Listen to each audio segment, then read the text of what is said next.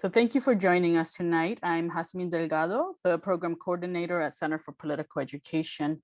CPE is a resource for political organizations on the left, progressive social movements, the working class, and people of color. And we believe that movements are strongest when this organizing and activism are grounded in historical knowledge, strong theory, and rigorous analysis. Along with our comrades at Eastside Arts Alliance, Bandung Books, and the Third World Resistance Network, we are honored to host the third event of our joint Writing the Third World series. This series puts scholars and movement organizers in conversation about a recent work of scholarship on internationalist struggles for liberation and self-determination. And we're so honored to welcome Johanna Fernández and Nadya Tannous into this space to discuss Johanna's recently published book, The Young Lords, A Radical History. I'll start out with an introduction for Dr. Johanna Fernández, who is an associate professor at history at Baruch College in the City University of New York. She's the author of The Young Lords, A Radical History, for which she has won numerous awards, including the prestigious Frederick Jackson Turner Award for the Best First Book in History and the Merle Curti Award for Best Social History. Among her many accomplishments is a successful lawsuit, the Freedom of Information lawsuit against the NYPD, which led to the recovery of the allegedly lost handshoe files, the largest repository of police surveillance records in the country, namely over 1 million surveillance files of New Yorkers compiled by the NYPD between 1954 and 1972, including those of Malcolm X. Johanna is also the host of the morning show, A New Day, at 99.5 FM in New York on Pacifica's WBAI. Thomas will drop a link to the show's website below. And we're also joined by Nadya Tannous, who's a passionate community organizer, born and raised in the Bay Area, with a focus on political education, movement relationship building, and returning land to the people, and people returning to the land. She is on the National Executive Board of the Palestinian Youth Movement. So Johanna and Nadya, I welcome you and thank you so much for joining us tonight. As Johanna and Nadya engage in conversation, we encourage audience members to drop any questions you have for the speakers using the chat or Q&A functions at the bottom of your Zoom window. There will be a chance, hopefully with some time, towards the end of this program for speakers to answer a couple of those questions. And with that, I'll hand it over to you, Nadya, to get us started. Thank you so much for setting up the space, and really thank you to the Center for Political Education and to the Language Justice team for inviting us into this space and making it accessible for all of us. I know that when we organize in our movements, things get real hectic, and often it's easy to forget that this work is primarily about relationships. And that's where a lot of our principles come into play. So I really just want to give y'all a shout out and major appreciation. Yeah, I guess I'll start with where I am. I'm calling in today, not from the Bay Area, where I was born and raised, which is occupied Ohlone territory. I'm actually here in Winnie-Luzahan, also known as Rapid City. And I'm calling in today from the Indian Collective headquarters. I had to come here on Monday for court because of the action that we took on July 4th in downtown Rapid City, really calling out the ongoing occupation of the Black Hills, the illegal occupation of the Black Hills, and also connecting it to land back struggles internationally, you know, in Palestine for sure, but also other places that the US is currently occupying. And I, of course, would highlight here Puerto Rico, and as well as the Kingdom of Hawaii, Guam, etc. And so I am, I think, in a whirlwind of many different pieces of struggle right now, and engaging them. And I was extremely excited to be invited to have this conversation with you, Johanna. And I'm actually pleased that it's coming at this time for me personally, because I think it's part of this nexus and connection of, oh yes, the past is connected to the present, and we really rise on such strong shoulders from our movement history, all the pieces that we have inherited. And so I would like to think that the actions that we continue today that are struggling for freedom and liberation and self-determination of all colonized peoples does come from those movements, such as the Young Lords. And I'm pretty humbled to be here. I have to, when I was approached by Center for Political Education to have this conversation with you, I said, you know, it's so funny, when I heard that your book was coming out, I don't know you personally, I have seen many interviews of yours. I actually bought it right away, and then I promptly gifted it. So this is something where I've been very, very excited to engage your work, and I have a lot of questions. I hope that it's informal, but also an informative conversation, and both of us will be having that together. So Johanna will lead, sometimes I will lead, but I really would like to offer the floor to you to give an introduction, and then I'll start with my first question.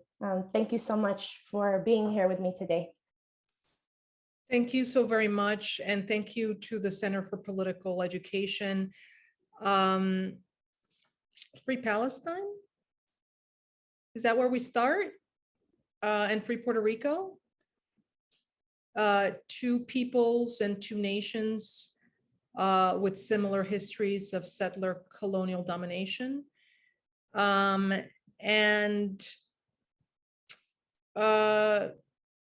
I'm just happy to be having this conversation now. And I think this is an incredible format. It's exactly what we need. We need more of it. The mission of the Center for Political Education is perfect. We need to deepen our understanding of history and theory. And we need to do that as we struggle for freedom. Absolutely. I think, yes, free Palestine and free Puerto Rico, free the land and free the people is an excellent place to start. And as we know, it's more than just slogans. I wanted to actually start this conversation by asking you maybe a big question that connects the movement and the lessons that we've inherited from the Young Lords and reflects it to movements today. The question is, why is it important to revisit the legacy of the Young Lords? What did they contribute to that we might recognize in people's movements and liberation struggles today? And I ask that because I think oftentimes we inherit histories, and it takes us a while to recognize the tenets of those in our everyday lives. And so I did want to start with that question to just ask, why study their legacy? And today, when you see people's struggles, what echoes do you see from the Young Lords? Whew, all right. It's a big question late at night. So I'm thinking of, I'm drawing a blank, the quote, that history is not merely in the past. History is in everything that is before us, and we repeat it in unconscious ways. In history, we see people struggling for freedom in similar ways that we are today. And ideally, we learn the lessons of struggle. We can also be inspired by history. And ultimately, there's a struggle in this country today over what is history, whose history can and should be taught. So culture and history are tools of power. They're the tools used by the oppressors to maintain those at the bottom of society oppressed. There's something very liberatory, right? Think about when you were coming to consciousness and the role that history played, or stories, orally or ones you read, or theories in your liberation, like personal, fighting your demons, decolonizing your mind, ridding yourself of internalized racism. This is a balm. This is a balm for those who believe in justice, for the collective, but also for the individual. And I mean, you know this from the history of Palestine, definitely the history of Puerto Rico and the history of Black Americans and indigenous people here. The first thing to go is indigenous understandings of reality and history and their stories. Why? Because history is a way, offers a means of cobbling together a sense of the collective and a sense of identity and the possibility of resistance, right? The story we tell about each other, who we are, what the root causes of social problems are, that's powerful. And that's why there's a raging and will forever be a raging conversation in this country about whether or not we should teach slavery in the schools. Because if more people knew about the lie of American freedom and democracy, there could potentially be a revolution. And then there's the Young Lords, and then there's the history of the Young Lords. I think that the Young Lords were one of the most effective New Left organizations of that epoch. The Young Lords were incredibly creative. They understood the power of culture, music, but also storytelling. What's the narrative? How are we going to tell the story of resistance and revolution in a way that connects with the hearts and minds of the people of the barrio? How are we going to marry theory, history, and practice? They did that beautifully and with sophistication and style. And they also fought for reforms. They are responsible for drafting the first known patient Bill of Rights, something we take for granted domestically and around the world. And that emerged not out of the heads of revolutionaries, but out of a struggle in the community, in the Bronx, the occupation of a hospital, and collaboration among Young Lords, radical doctors, hospital workers, and people in the community who identified a problem. And in struggle, they identified the most radical demands. Among them, healthcare for all, free healthcare for all, the problem of medical discrimination, and the right to be treated like human beings at the moment when we are most vulnerable and most human, when we're sick. Right? Doesn't get more profoundly human than coming face to face with your mortality. And there's no bigger horror than being abandoned by society in this moment of death. In many ways, anthropologists say that one of the developments in the distant past that defines our humanity is reverence for the dead. That's how we know that human beings were in the mix, Homo sapiens. Reverence for the dead, that kind of abstract thinking. And the Young Lords and the Black Panthers just honed in on this issue of mortality, death, and dying as a result of a horrific healthcare system and the predatory nature of healthcare for profit.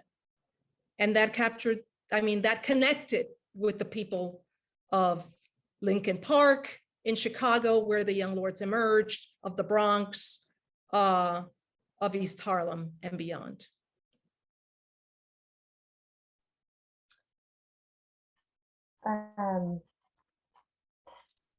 Yeah, I think there are a few things that jumped out to me as you were speaking. One was just about the scalability, right, of demands and also of dignity.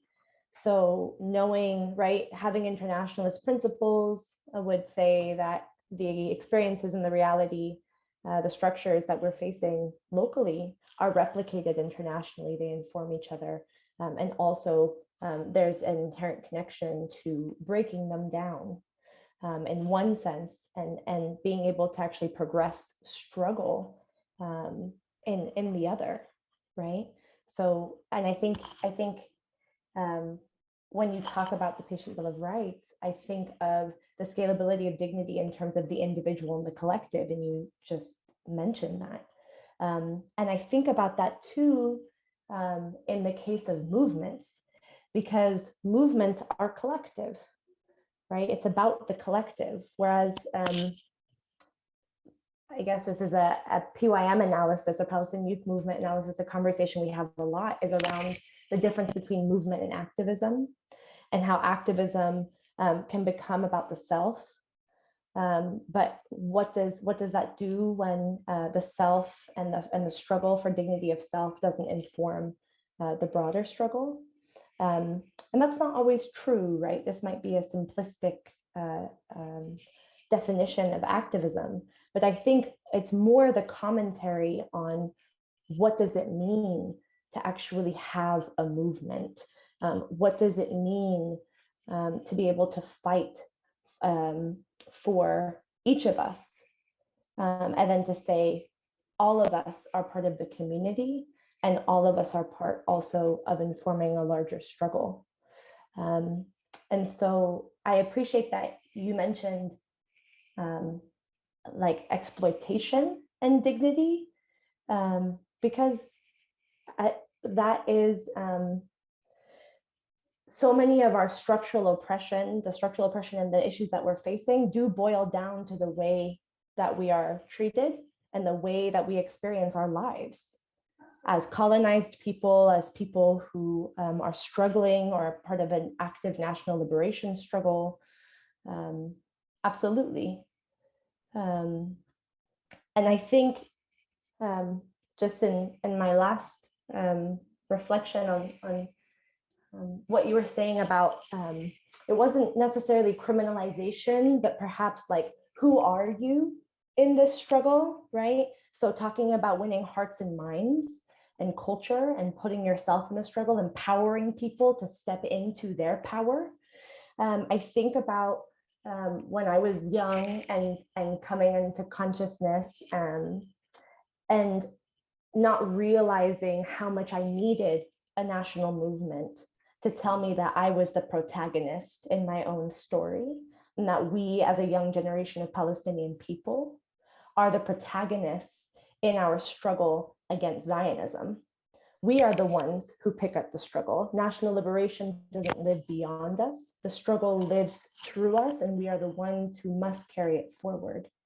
But in doing that, and empowering us to be the decision makers and to carry that forward from our parents, grandparents, what it did was also reframe, I think, some of the violences externally from Zionism that perhaps we have also internalized.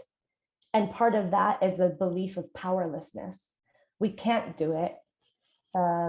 We are constrained by language around war on terror, or living in refugee camps, or coming from just this immense criminalization, post 9/11, Islamophobia, different structures. But actually, none of that is who we are. Who we are is what we make ourselves, and we make ourselves through our freedom dreams and through our struggle for the dignity that we have, but is not yet recognized. I hope that wasn't too metaphorical. You really, your answer really inspired a thought about some of the practical wins and inheritances from the young lords, and then also some of the larger concepts that are highlighted here. Yeah, there's so much rich material for exploration. Just the relationship between the collective and the individual in movements and organizations. I think the better comparison is activism and organizer. So activists stand as individuals on their own, go to protests, but organizers have a greater commitment to a long-term practice alongside others with whom they share principles, and are willing to act at the grassroots toward human liberation in struggles small and large.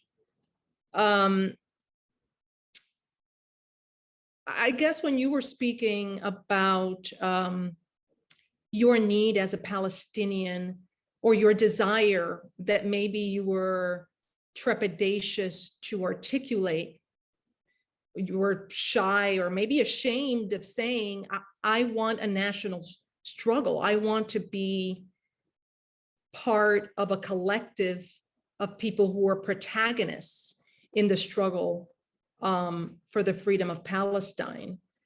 And you tied that to internalized white supremacy, right? And racism.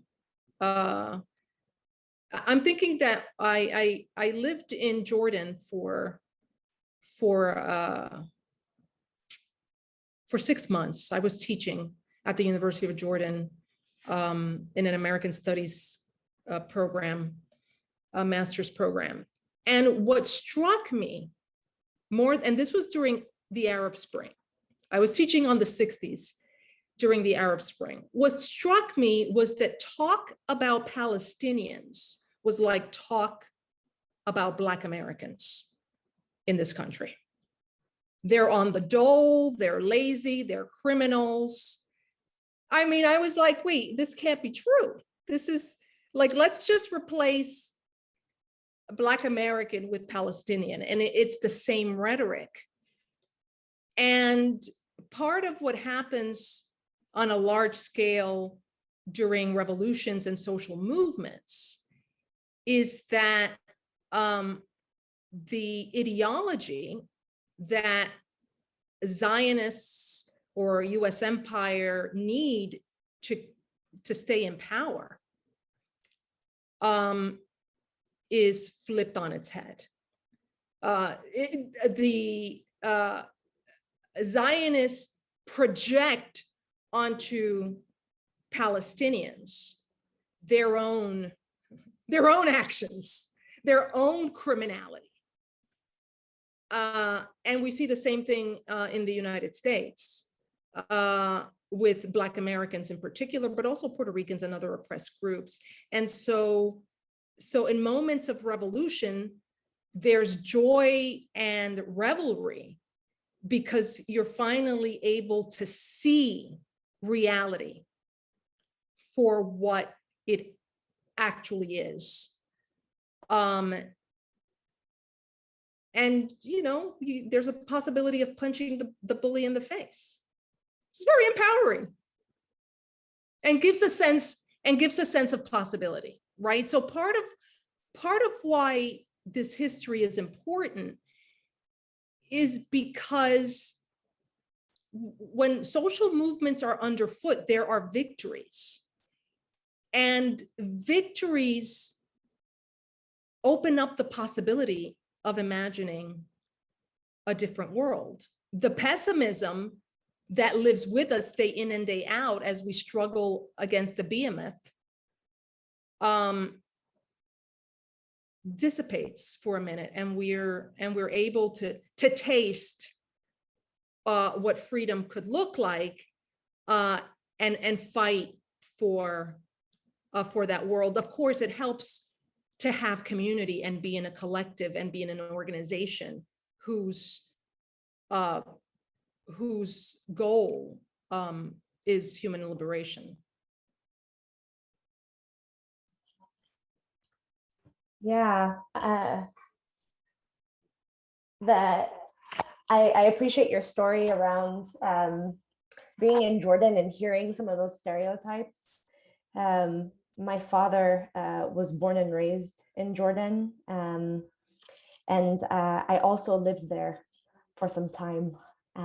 And the other thing that people don't talk about in the Jordanian context is that the majority of the people there are actually Palestinian. Right.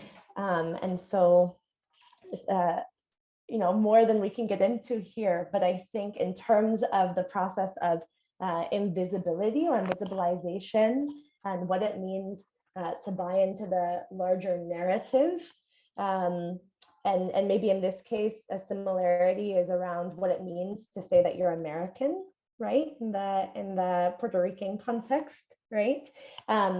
It means to buy into your own demise, right? And your own oppression, right? This erasure, exactly. That has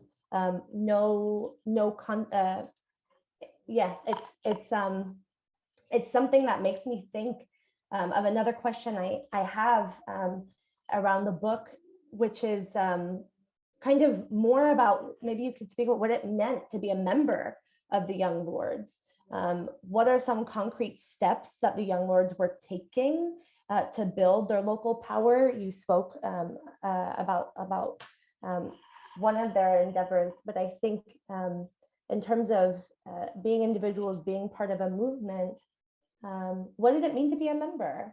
And what did it mean to involve themselves in both their work in New York City and in their local communities, and then to connect that to a global scope? What was expected of them as members?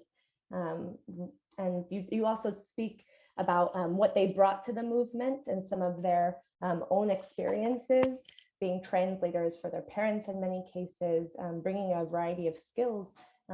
What did the movement expect of them? Okay, so many things. First, I want to say that the first point of the organization's 13-point program read as follows: we want self-determination for Puerto Ricans, liberation on the island and inside the US. and they spoke of the rights of the diaspora. And this was new. This was new, and it spoke to massive developments in the 20th century, which essentially is the mass displacement of colonized people from the colony to the metropole. And what happens to the displaced people of empire? What happens to the diaspora? I mean, this is a subject near and dear to your heart. So they were essentially alluding to this large scale geographic displacement of Puerto Ricans from the island to New York, Chicago, and Philadelphia as a result of US foreign policy, the emergence of Operation Bootstrap, which is the industrialization project on the island of Puerto Rico in 1947 that displaces a third of the people of the island of Puerto Rico to New York and Chicago and Philadelphia. So part of why the Young Lords joined the Young Lords was because they yearned to understand the world of their parents and this mass displacement and yearning for home, and what it meant to be both Puerto Rican and American, if that was even possible, right? Part of what I write about in the book is that they were the children, the foot soldiers of that mass violent process of displacement. And they were the foot soldiers of their parents' settlement. They were the translators for their parents. But what I want to say is that the late 19th century produced the new imperialism, the colonization of Asia, Africa, and the Middle East. And the 20th century produced decades of wars and revolutions against colonial rule by the Vietnamese, the Algerians, the South Africans. The maps of Asia and Africa were transformed by these wars and revolutions against colonization. When the Young Lords emerged in 1969, they understand that there's something irreparably wrong with America and capitalism and empire. So they're revolutionaries. 1969 is the height of a revolutionary process that's happening globally. And so they join the organization. They mirror their organization after the Black Panthers, which is also a pretty revolutionary thing for the children of migrants to be like, oh yeah, we're going to be like the Black Americans, the hated people in the society. So that gives you a sense of the consciousness of the period. And so they join the organization with their hearts. And it is an organization that's modeled after the revolutionary organizations of countries in a revolutionary process, like Cuba. So they are Young Lords 25 hours a day. There's an enormous amount of reading theory, history, and politics. The sense is that in order to create revolution, we have to understand this society and develop a strategy for winning that's international. They had to memorize, for example, the 13-point program. They were forced to have a reading hour. It's impossible to read if you're an organizer. We all know this. It was enforced. It was the law. 1 hour every day. They had to sell a newspaper. They had meetings. I mean, Juan Gonzalez tells me in an interview, being in the Young Lords was being in an endless meeting of assessment and analysis and figuring out what you did wrong at the action and how we can do it better. But it was also, so they were building a revolutionary organization, which is a rare thing in the United States, and building local campaigns that were militant and attempted to identify the levers of power at the local level to win reforms and engage people in the community. So they were building a movement at the local level, at the grassroots, and a revolutionary organization. In America, one of those two things happens, never the two together. And they were intravenously connected to what was going on internationally, because there was a war, the Vietnam War, and Vietnamese revolutionaries were establishing a model to follow and inspiring people fighting for freedom, what that struggle could actually win. Finally, I'm trying to bring in a few points. I think the Young Lords, like the Black Panthers, had a class analysis. Part of what they argued was that there's something called third world solidarity, and we support it. It's an international global monster. We can't do it domestically or locally alone, but there are classes, and there's a middle class and a comprador class that is used, of people of color, that's used to destroy our movements. And the true fight for freedom, which is a revolutionary one, and cannot happen within the confines of this system.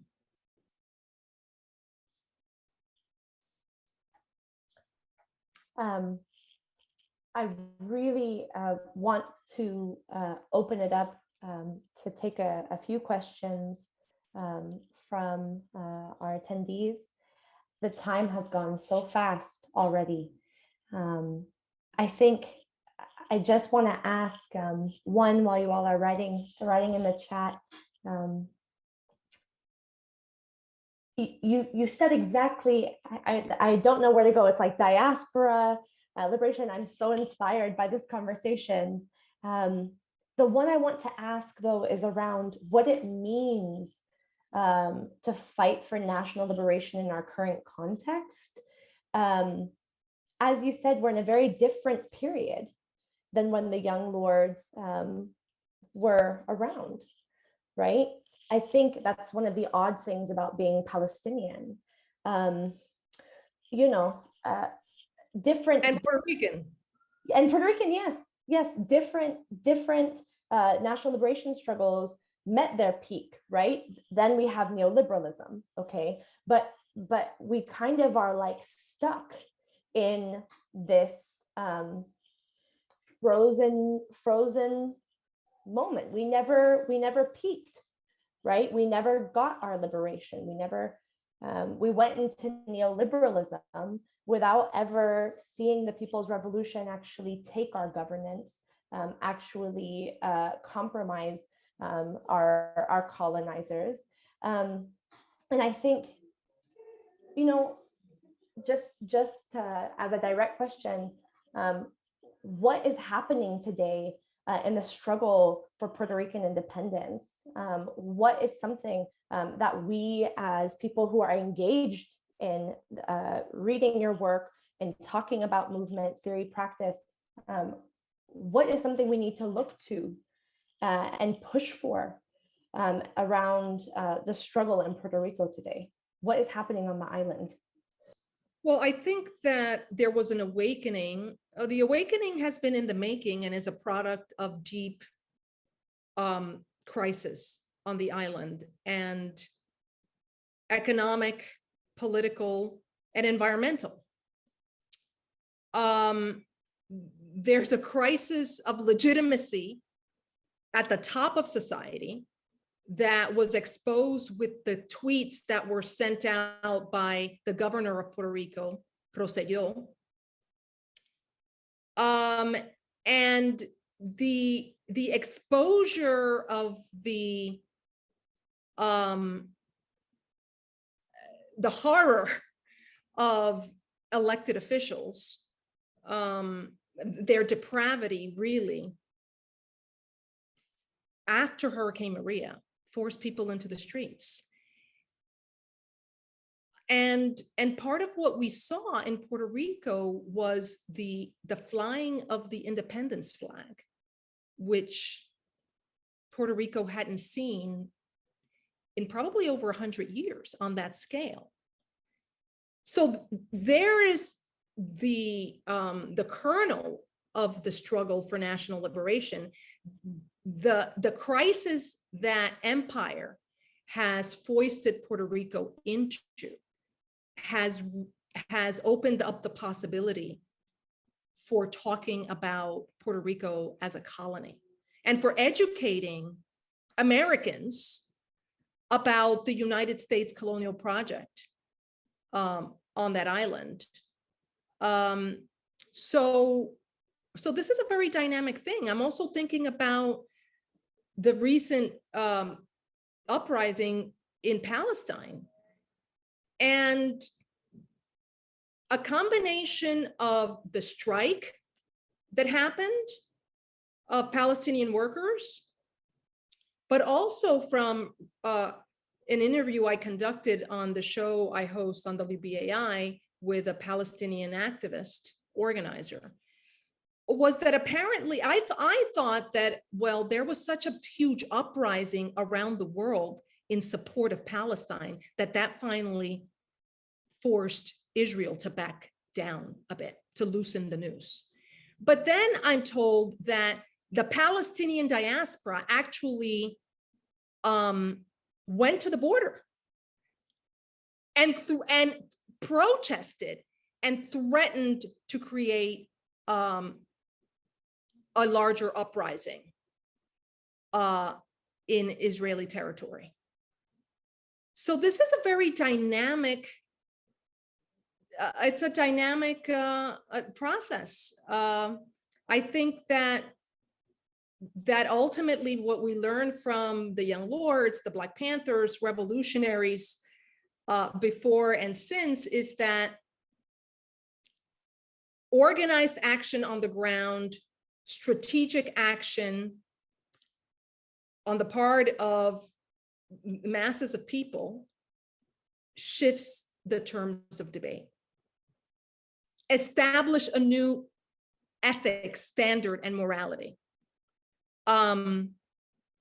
Expose and unveil the predations of those in power, and give people confidence to struggle for something larger than, you know, something small, right?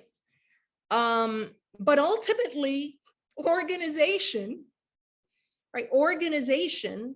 This meeting could not have happened without organization. A lot of it. I mean, all the emails I got that I didn't respond to, you were herding cats with me. Organization and clear analysis of the conjuncture, right? I think this is one of the things we can learn. The 60s people, they were on lock with the analysis. What's the analysis? And on that basis, how do we move forward? And what forces are we going to mobilize to achieve our ends, or at least win radical reforms? And what's our connection to the masses of the people? I don't know if I answered your question, but there was a lot there. It was great. It was great. And I think when you were talking about influencing masses of people and thinking about also diaspora organizing, you talk a lot, and you write a lot rather in the book, about the way that the Young Lords really influenced movement in Puerto Rico, right? And the lineage of that coming from the Cuban Revolution and coming from Black Power movements, and the way that you know, the left had to go underground, right? When you talk about the reemergence of the independence flag now, right? I think what's always something that we need to grapple with as organizers in diaspora is how are we influencing our movements back home, and then how are the people back home also informing the way that we work? Because if we want freedom, we need to coordinate together. but also how interesting that we're struggling for similar goals, but with very different material conditions, right? Even as American colonialism impacts Puerto Ricans everywhere, no matter where you are. Zionism impacts Palestinians, no matter where we are. It's just that the material condition is different. The way that it affects you is different. I do want to get to one of the questions here. My God, time went so fast. I think one of the questions is, in interviewing Young Lords members, did any of them talk about organizations or movements that excited them today and that felt like a descendant of their legacy and their work? I don't think they've identified any one organization. I mean, the Young Lords and the Black Panthers are children of a different epoch, born out of specific conditions. What happens to the city, the American city in the post-war period, the rise of deindustrialization, for example. The Young Lords and the Black Panthers were responding to that urban crisis. That's why they identified the lumpen proletariat as the most revolutionary group in society. Of course, their analysis changed, but I say this because there was a level of analysis that was rigorous, of conditions, rigorous and stubborn and obstinate in terms of, okay, this is our analysis of our condition. What does that mean for the next step in the struggle in the community and internationally? I don't think we're there. This is a completely different moment. But I think the Young Lords and the Black Panthers, veteran Young Lords and Black Panthers, are inspired by the uprisings of the last year, by the Occupy protests, by the Black Lives Matter movement. And many of them continue to be involved and active.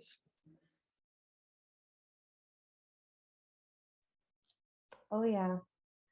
And I think just a plus to having intergenerational discussions is also the way that, you know, we are humbled by their work, and they're also informed by their wisdoms from their lives that they have lived, offering to this present moment. But I also always get a lot of joy from seeing our elders grow and continue to blossom, continue to learn. And I hope that that's the trajectory of all of us as people who strive to be revolutionaries, to continue to learn our whole lives, to continue to struggle.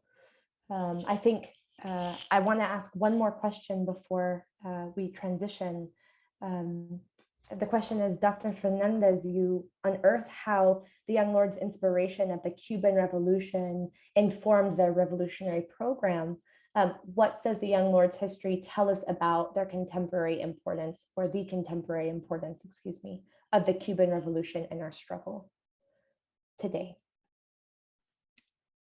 Well, I mean, this is a political question about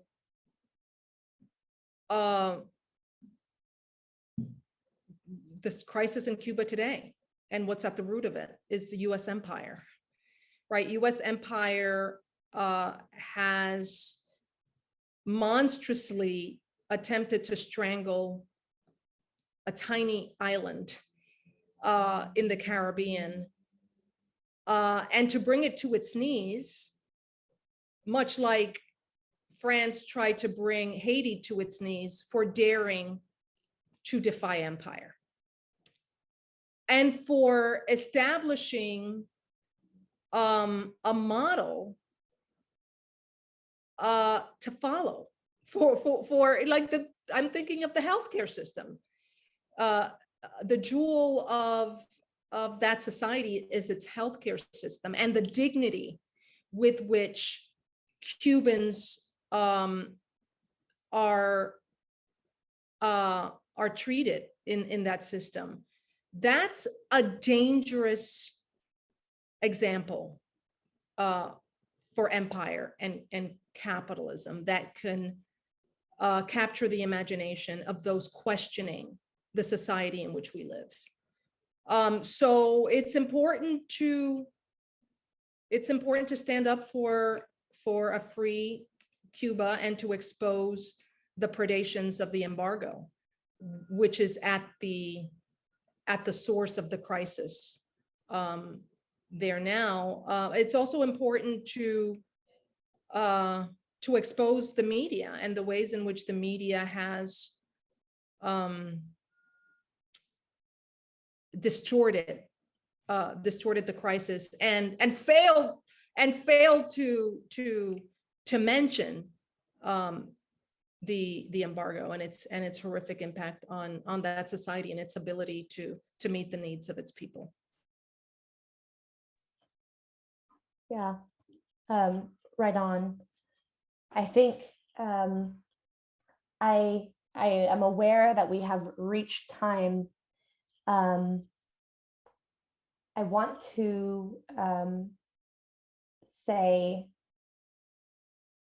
that it's interesting how some of the beginnings of this convo were about dignity. The place that we're ending now is about dignity, right? Self-determination. I think something else that inspired me and that actually made me think differently about the Young Lords because of your work, because of this book, was the way that they grappled with not just race, class, but also they had a gender analysis, right? They had an analysis around all these different facets, the way that we have to, through our movements for national liberation against our oppressors, also structure restructure our own communities, right? Fight for freedom on every level, for dignity, for every person. And so, especially I think, as we highlight again and again the role of US imperialism in forcing Cuba to capitulate, in trying to force Palestine to capitulate, and Puerto Rico to capitulate to empire, thinking about what it means as our movements here to also say, we have inherited the movements of the 60s and the 70s.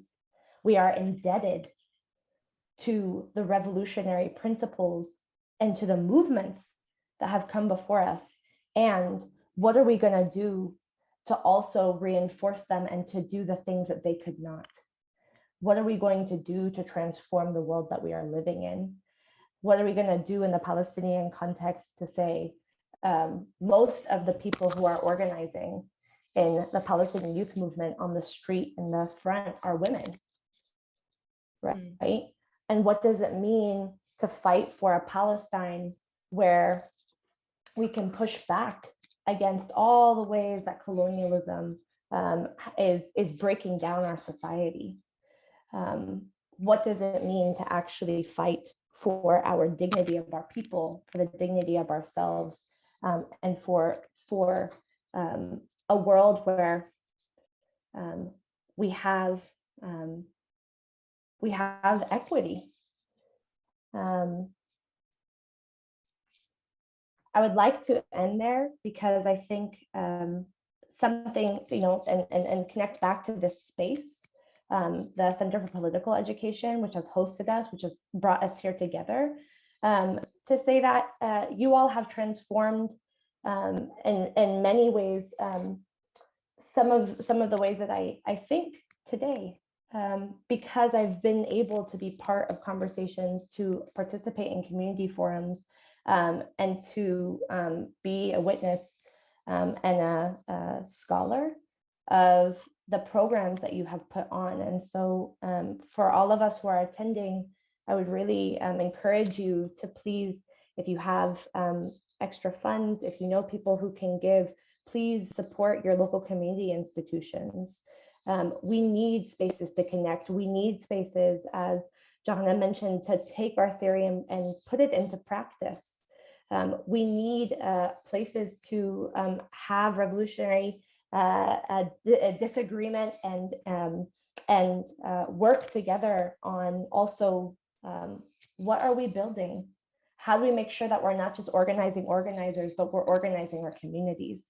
What does it mean to come together and to fight for each other? So I really encourage you to give to the Center for Political Education to support their work. And before I pass it to you, Hasmin, I wanted to actually give it back to you, Johanna, and say, is there any closing statement that you would like to give? Is there anything you would like to offer? And then I'll pass it back to Hasmin. Thank you so very much for the space and for shepherding this conversation, Nadya. I think that what we can take away is of all those things you asked, how do we? It all begins with a group of like-minded people coming together to establish revolutionary community and figure out their place in the struggle. I mean, we can't do it alone. We can't, whatever it is that's going to happen, we cannot do it as individuals. We need to do it in collectives of like-minded people who are serious about fighting for freedom and the long-term project that entails, and its revolutionary dimensions. I mean, that's not something we can figure it out on our own, and that's something that this society, the United States, has systematically, that dream, that project, the US, through its various Red Scares, has tried to destroy. The project of coming together with others to form a collective to intervene in the world toward revolutionary transformation. Yes, thank you for that. Que viva Cuba, que viva Puerto Rico, que viva Palestina. Long live international solidarity, long live our people's struggles, and long live the dream, the struggle, and the practical application of all of these principles for our movements for self-determination, liberation, and dignity. I'm very inspired to be in this space. Thank you so much, Dr. Johanna Fernández. I'll pass it to you, Hasmin. And thank you so much, Johanna and Nadya, for this incredibly powerful intergenerational exchange, and for the work that you both do in furthering the fight for a truly liberated world.